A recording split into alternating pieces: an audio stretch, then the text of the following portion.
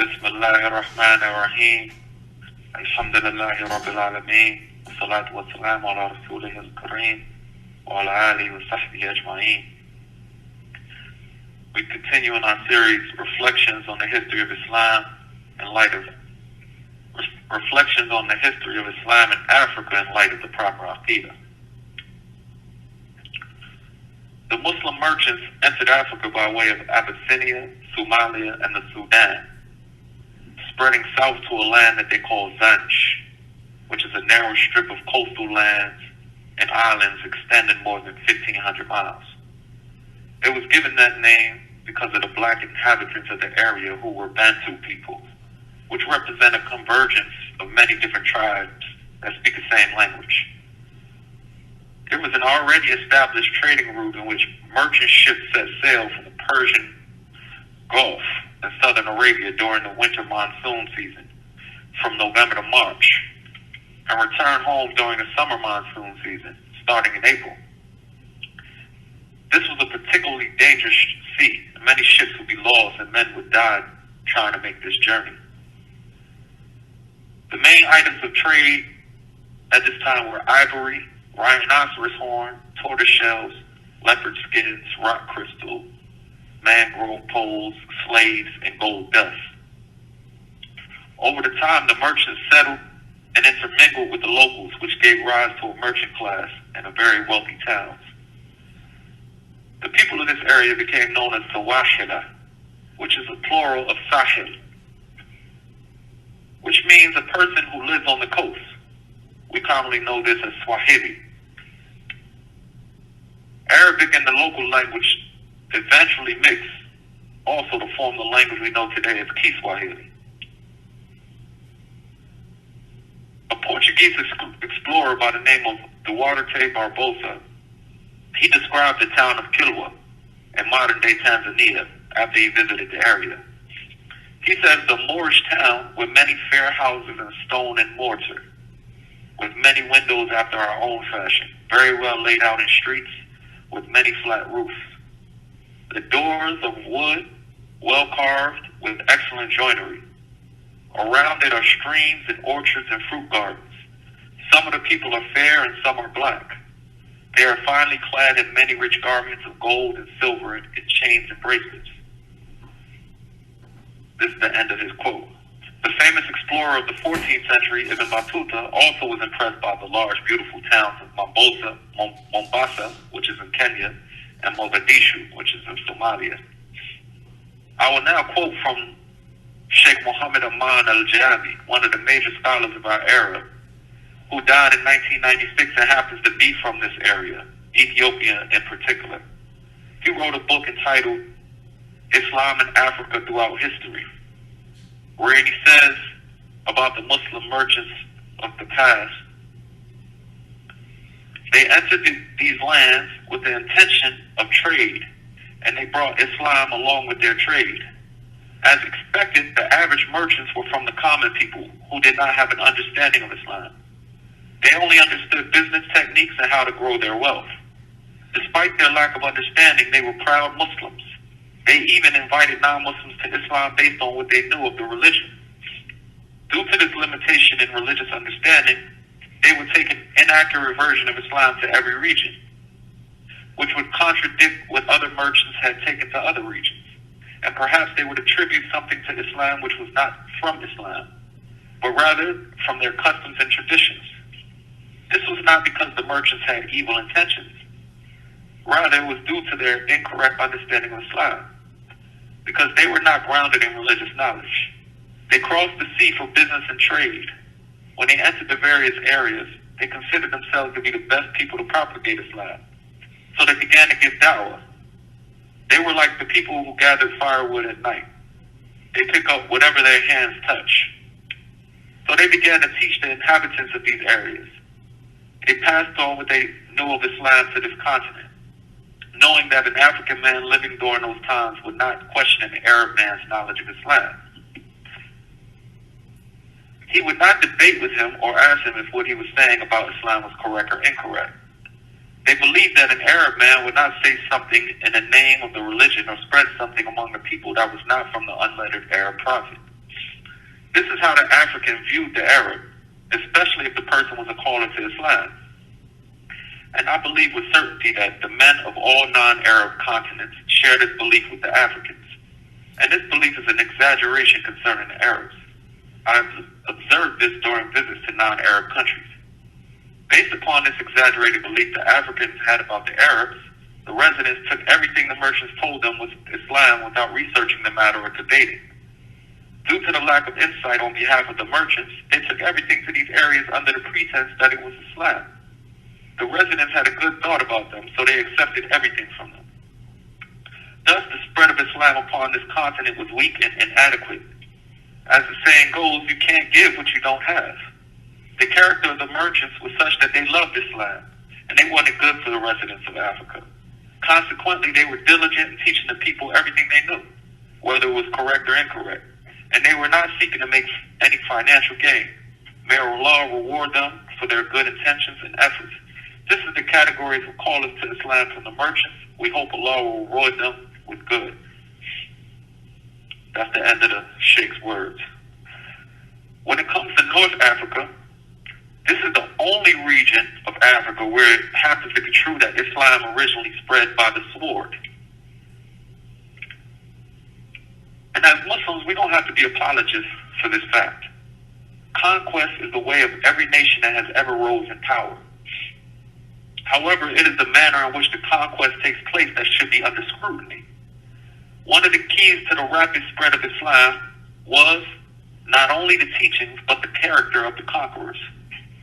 Historically, when an army defeats another army and conquers their land, they are given free rein by their generals to loot, destroy property, rape women, and kill civilians and children. This is actually the norm and what most people, especially in those times, have come to expect. So it was a truly extraordinary thing when the Muslims would conquer and occupy a land. The property was not destroyed, the women were not raped, the captives were treated with dignity. There would be no shedding blood of civilians and children. This alone had a lasting effect. Then the people would be allowed to practice their religion in their lives and live their lives in safety. It must be understood that forced conversion is not from Islam. The people at that time would recognize a level of safety and security that they had never previously known. Also, the Muslims encouraged literacy and education. In this manner, Islam became dominant in every area it entered. The America of today recognizes conquest, even if they happen to dress it up in false slogans and fancy ideas like helping to establish Islam, democracy and the likes of that. They invade a country, destabilize the economy, and then promise to help rebuild the country only if that country agrees to establish a democratic government consisting of puppet rulers groomed and controlled by America. America recognizes that if they don't control these countries through conquest, then they may be conquered by or ally with America's enemies like Russia, which only gives strength to an opposing empire. So America has always been proactive when it comes to conquest. They will either conquer a country or destabilize it to a point that their enemies cannot utilize its resources. Don't fool yourself into thinking that conquest and invasion is an outdated concept.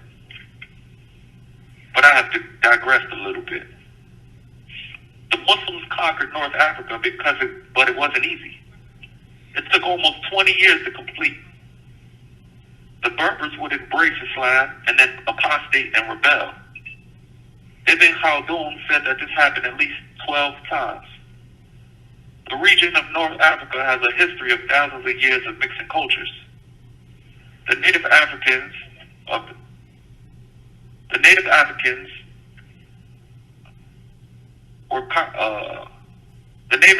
of that area were conquered by the Phoenicians, the Greeks, and the Romans, all in turn for lengthy periods of times. As a result, the Berbers or the Moors are of a mixed lineage. There is no doubt that they were what we will call black, with shades running the whole spectrum, just like African Americans of today, who have been mixing cultures for hundreds of years. Then the conquering Arabs and the East African Muslims integrated with them through marriage. So the various cities like Kairouan in Tunis, Tangier in Algeria, and Morocco were established. As a result, there was an influx of Muslims who traveled from the east to settle in these newly conquered lands. It was at this time that Count Julian, a Christian from Spain, who was fed up with the tyranny of the Christian ruler Roderick, came to Africa and urged the Muslims to invade Spain. At this point, it was common knowledge that the Muslims were just rulers and that the countries prospered under their leadership. You will notice a common theme here. Compare the before and after of every land the Muslims conquered. Notice the pattern that before the Muslims entered a land, the inhabitants were oppressed, illiterate, and plagued by tribal warfare and criminality. After the Muslims entered a land, the infrastructure was boosted, literacy became common, and safety and security was established. Contrast that with every place that has been infiltrated by the superpowers of the West. What was the general condition before and after? We will see a common theme in Africa, and it is the same all over the world. The Europeans of old and Americans of today have been the cause of the deterioration of every society they've entered outside of their own. So anyway, Count Julian came to the Muslims, who sent Tariq ibn Ziyad, a Berber or Moorish general. And when I say Berber or Moor, it must be clarified that this means African. I believe there to be a racist factor at play when historians mention Berbers or Egyptians in a manner that somehow implies that they're not Africans. If they're not Africans, a people who have been established for thousands of years, then we, whether white or black, are not Americans, a people who have only been here for 400 years. Tariq ibn Ziyad led a campaign of mostly African Muslims and landed in a place that came to be named after him, the Rock of Gibraltar, which is a distortion of the Arabic name Jabal al-Tariq.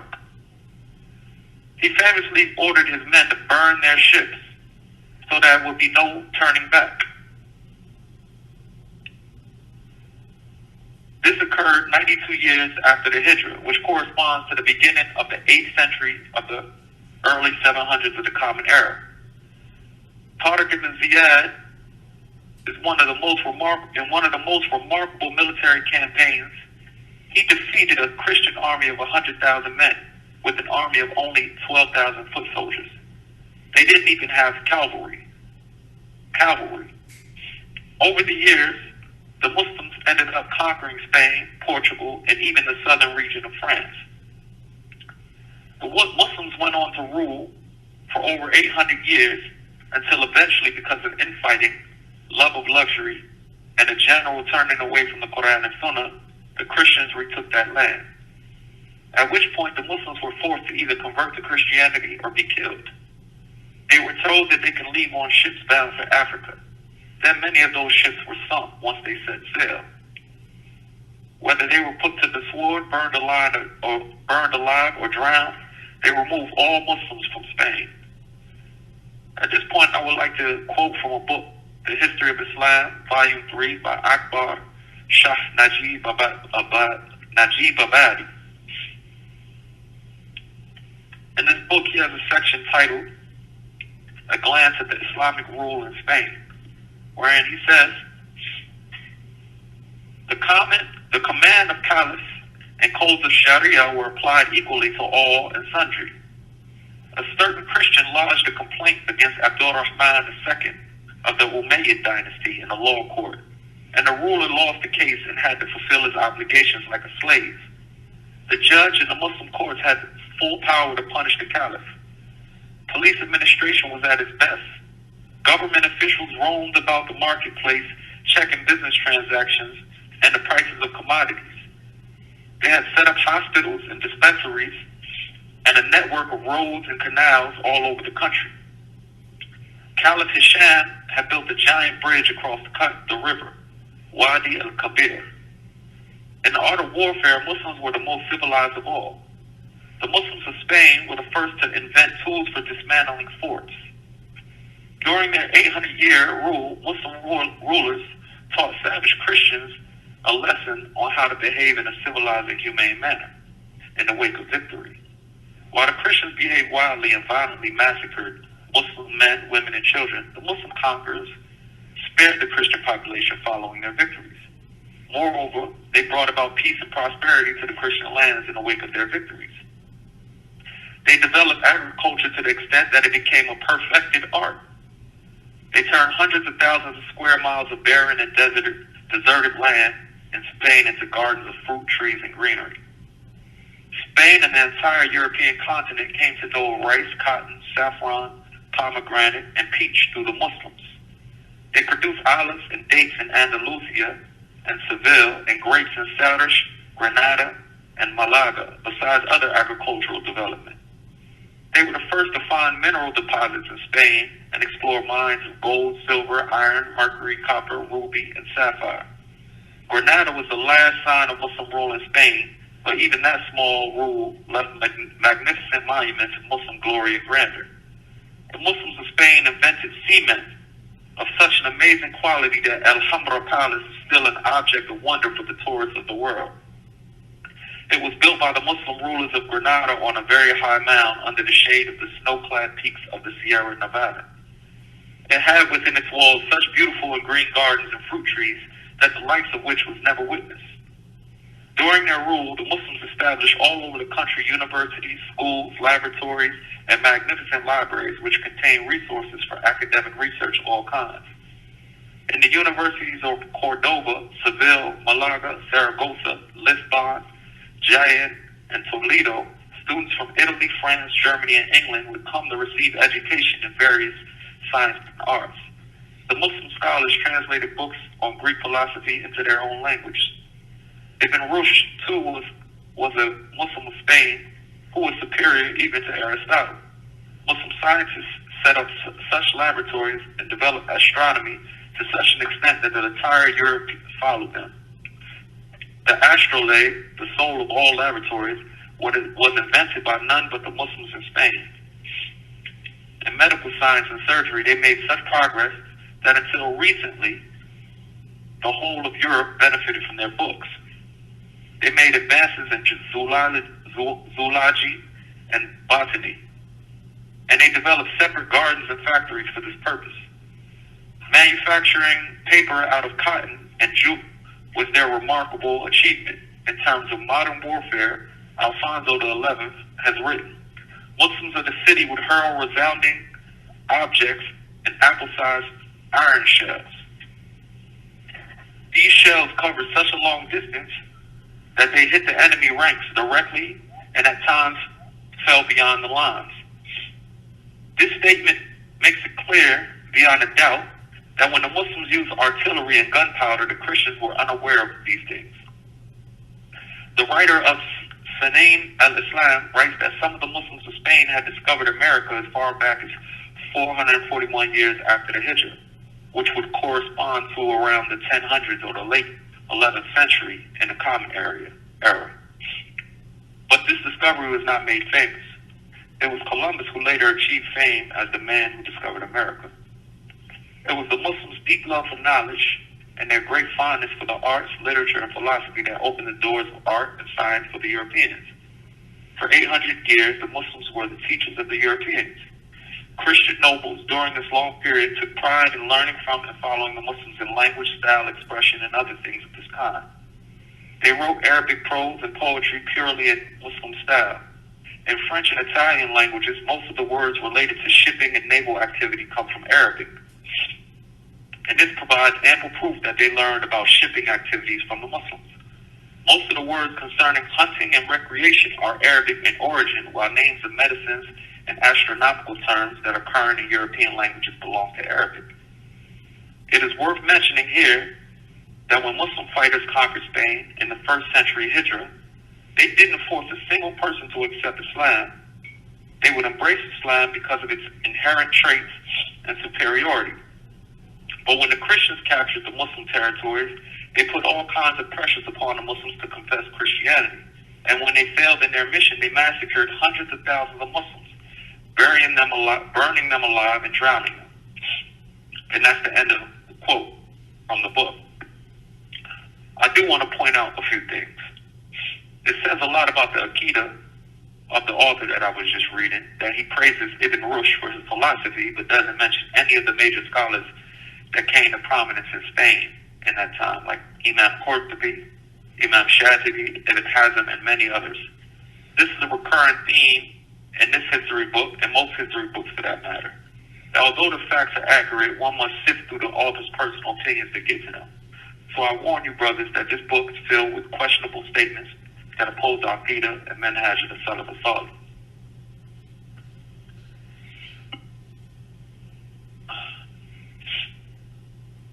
So it is clear Islam's influence on European civilization, even down to minute details like the usage of a knife and fork. Some Westerners pride themselves on their table etiquettes and look down on Muslims who eat with their hands. But the knife and the fork was invented in Muslim Spain by a man by the name of Ali ibn Nafi in the 9th century, who also invented the use of water pipes. This period of advancement and development is referred to by the Christians as their Dark Ages due to the overall uncivilized behavior and lack of development of their lands at the time. So turning the clock back a bit, the Muslims also conquered the island of Sicily, which they controlled for 300 years, and the islands of Malta and Sardinia. This was made possible due to the superiority of their navy. The Muslims had built up a navy that controlled the Mediterranean Sea, the Red Sea, the Indian Ocean, and Atlantic Ocean. And it was always the case that whoever controlled the Mediterranean Sea controlled the whole world.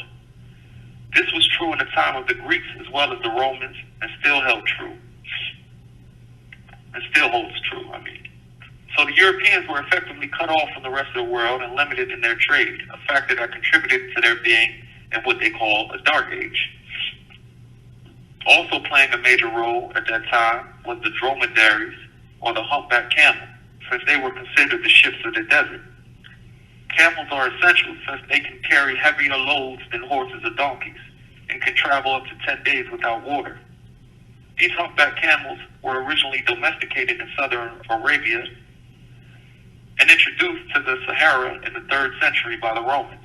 However, the Romans didn't have the skill to make use of them like the Arabs did.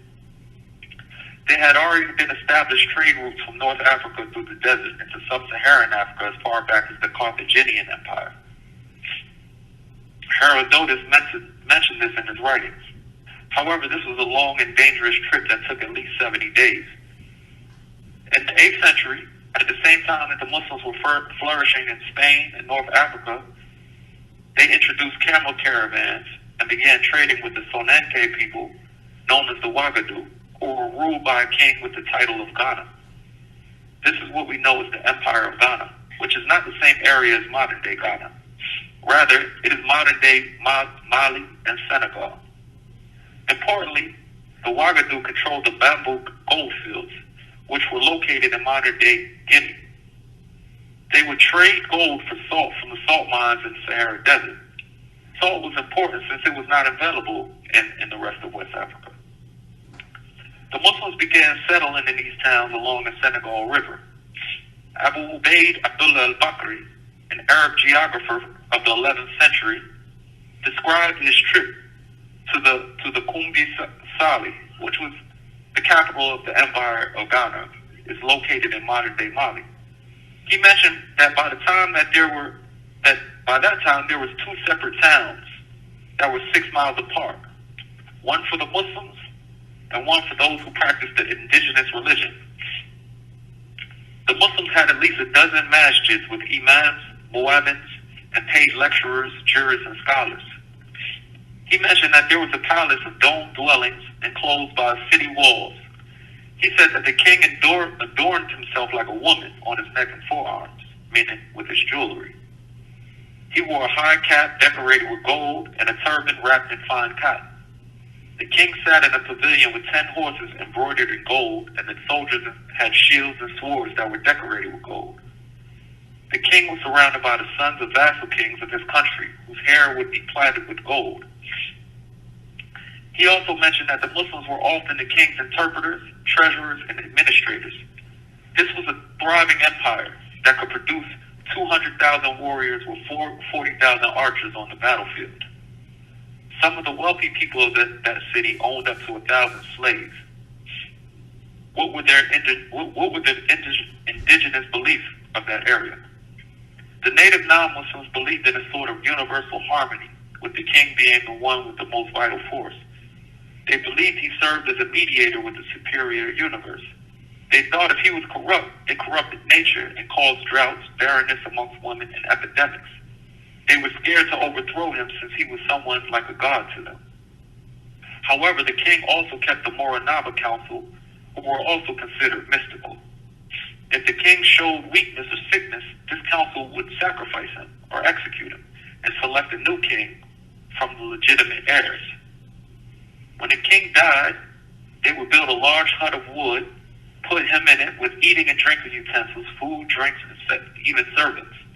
They would cover this hut with dirt and then build a ditch and sacrifice victims to the dead and offer fermented drinks. It was in this atmosphere of polytheistic practices that the many Muslim callers found the call to Islam to be successful.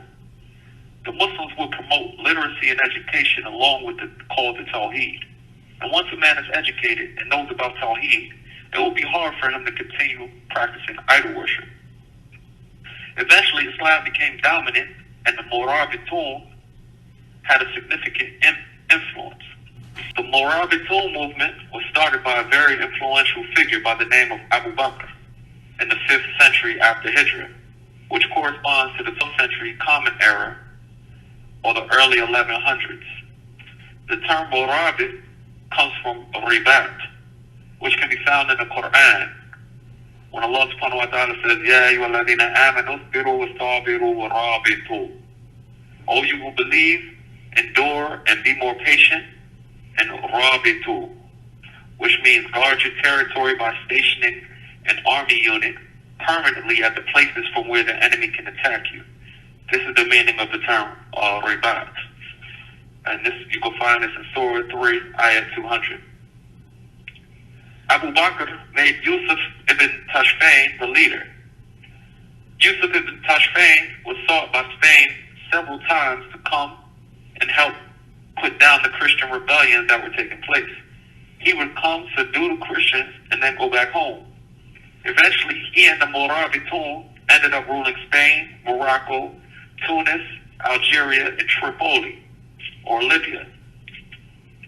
It was during the reign of Yusuf's son, Ali ibn Yusuf ibn Tashfin, that upon consulting with the scholars of Spain, he ordered that the Sufi book, Ulumuddin by Imam Ghazali, to be burned and outlawed.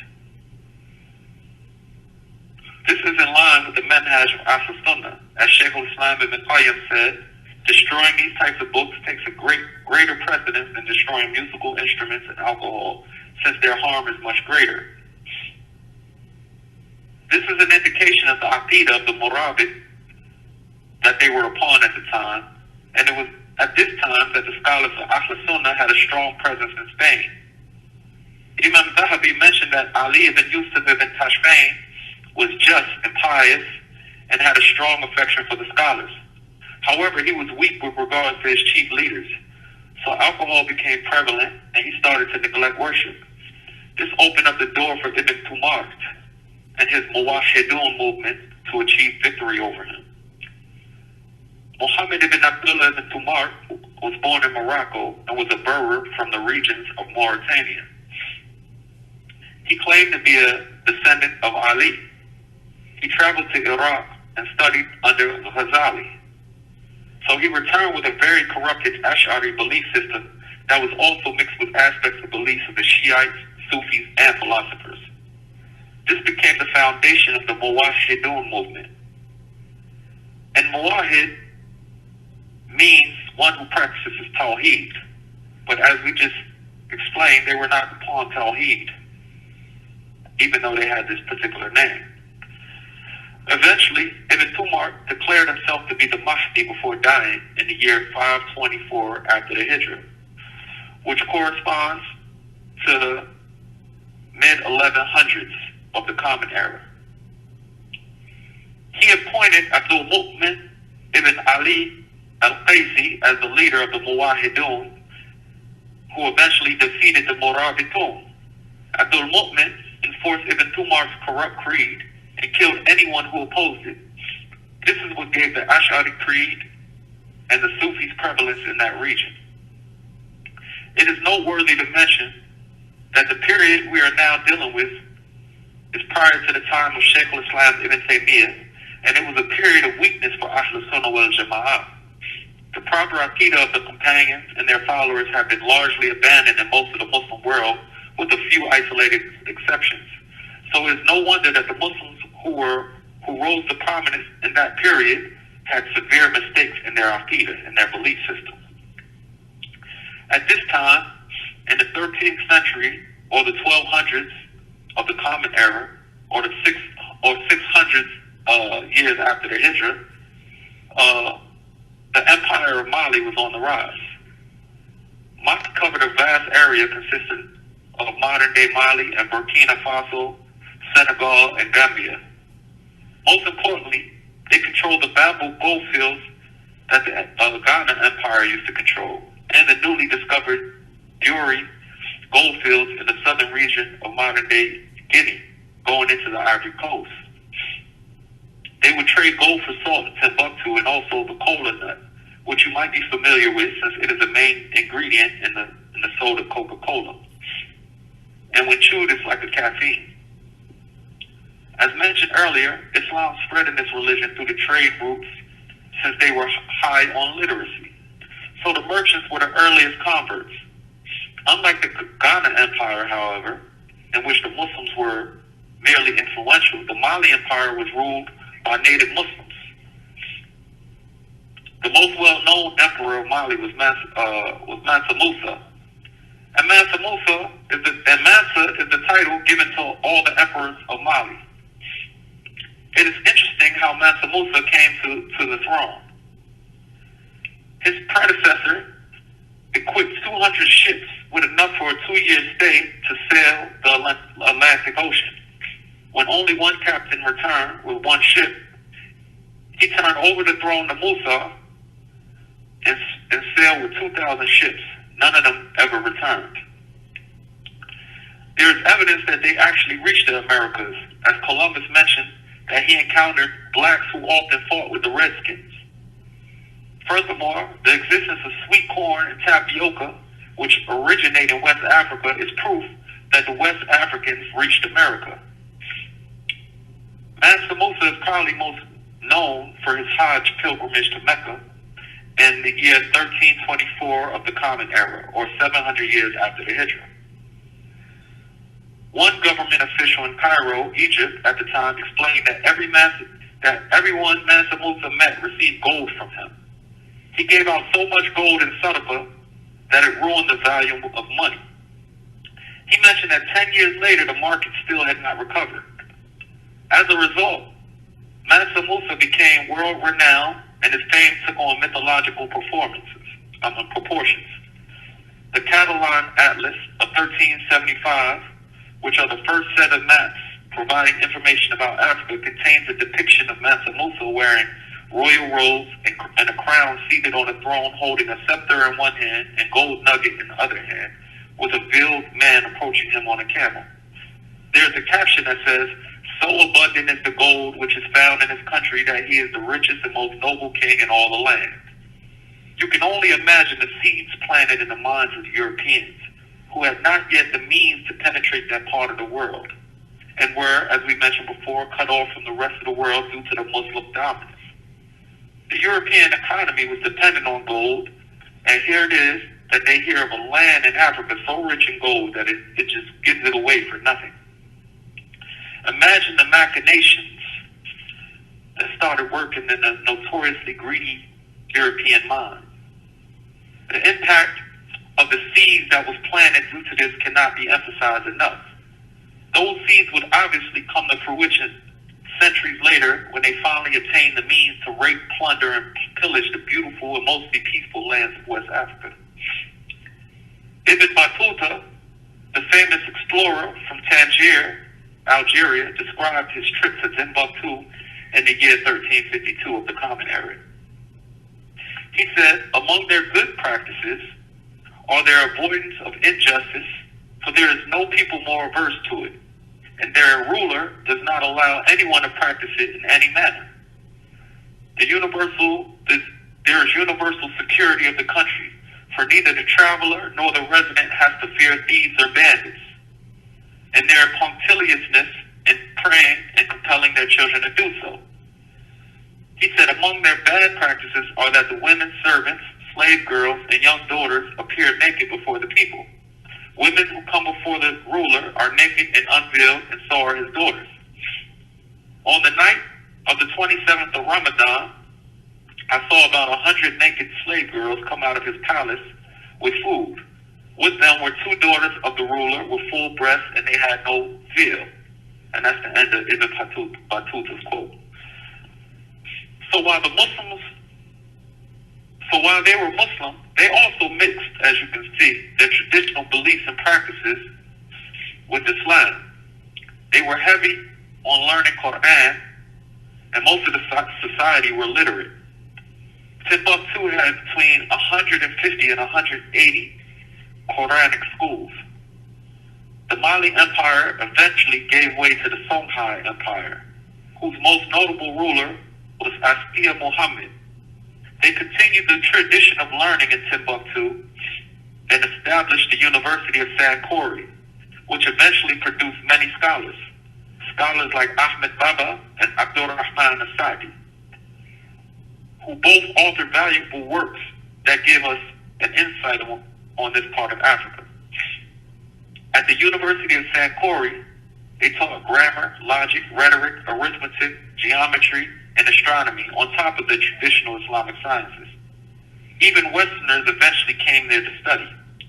What emphasizes their level of leadership is that Abdurrahman al-Tamimi was brought from the Hijaz to Mali to teach.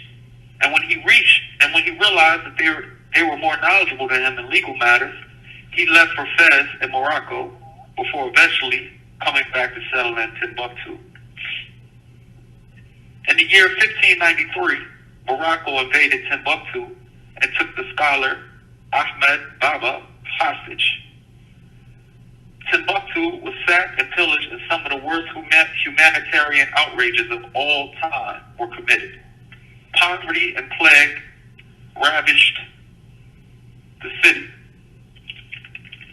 And it is said that the people were even reduced to the level of eating human flesh.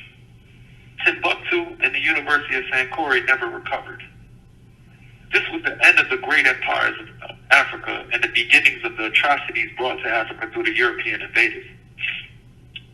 It must be understood that at this point, Sufism, shirk, meaning polytheism, and a lack of concern for the proper belief system became a prevalent theme throughout the Muslim world. By this time, much of West Africa were Muslim. However, due to their ignorance, they were practicing a form of Islam that incorporated their old practices of shirk. When the various Sufi orders crept into the land at the time, it resounded with their old ways of ancestral worship. The obeisance they used to give to their kings were now given to their sheikhs. They would worship at the graves of their sheikhs and sacrifice to them. They fell back into tribal warfare, with rape, plunder, and murder being the order of the day. It was no different in Arabia at the time. The graves of the companions were being worshipped, and the tribes fell back into going to war with each other. There were scholars who held fast to the Quran and Sunnah with the understanding of the Salaf, but their influence was minimal. This was the general state of affairs, not only in Africa, but in most of the Muslim world. At the same time, the Christian European world was emerging from their dark age with evil intents and designs on the lands of the Muslims. What was to come is of no coincidence. Allah subhanahu wa ta'ala says in the Quran, وَعَدَ اللَّهُ الَّذِينَ آمَنُوا مِنْكُمْ وَعَمِلُوا الصَّالِحَاتِ لِيَسْتَخْلِفَنَّهُمْ فِي الْأَرْضِ كَمَا اسْتَخْلَفَ الَّذِينَ مِنْ قَبْلِهِمْ وَلِيُمَكِّنَنَّ لَهُمْ دِينَهُمُ الَّذِي ارْتَضَى لَهُمْ وَلِيُبَدِّلَنَّهُمْ مِنْ بَعْدِ خَوْفِهِمْ أَمَنًا يَعْبُدُونَنِي وَلَا يُشْرِكُونَ بِي شَيْئًا. It translates, Allah has promised those who believe from amongst you and perform righteous deeds, that he will certainly give them succession in the land, just like he gave it to those who came before them. And he will establish them, he will allow them to establish their deen that he chose for them. And he will exchange, after their state of anxiety and fear, he would exchange it for a state of security, provided that they worship me, meaning they worship Allah, do not ascribe any partners with Allah. Imam Sa'di said, commentary of this verse, he said, the forefront and earlier generation of this nation had attained an unattainable level of Iman and good deeds. Therefore, Allah empowered them over countries, and they conquered lands stretching from the far east to the far west. Full security and empowerment were established. This stands as one of Allah's exquisite and extraordinary signs. So it will remain until the establishment of the Day of Judgment. Whenever Muslims observe Iman and good deeds, Allah's promise will be effective immediately. On the other hand, Allah sends the disbeliever and the hypocrites against Muslims and humiliates them occasionally due to the Muslims' breach of Iman and good deeds. And Allah subhanahu wa ta'ala also says, إِنَّ اللَّهَ لَا يُغَيِّرُ مَا بِقَوْمٍ حَتَّى يُغَيِّرُوا مَا بِأَنفُسِهِمْ. Surely Allah will not change the condition of a people until they change it themselves. So keep this in mind as we move forward with our narrative. You will see Allah grant relief and assistance in places based on their level of commitment to Tawheed. And Allah brings the Muslims humiliation based on their practicing of shirk and turning away from His religion. And we ask Allah to bring aid and assistance to all of the Muslims. We ask Allah to forgive all the Muslims who preceded us in Iman. And we ask Allah to grant the Muslims victory through the establishment of Tawheed. وصلى اللهم وسلم وبارك على نبينا محمد وعلى آله وصحبه أجمعين. سبحانك اللهم وبحمدك أشهد أن لا إله إلا أنت أستغفرك وأتوب إليك.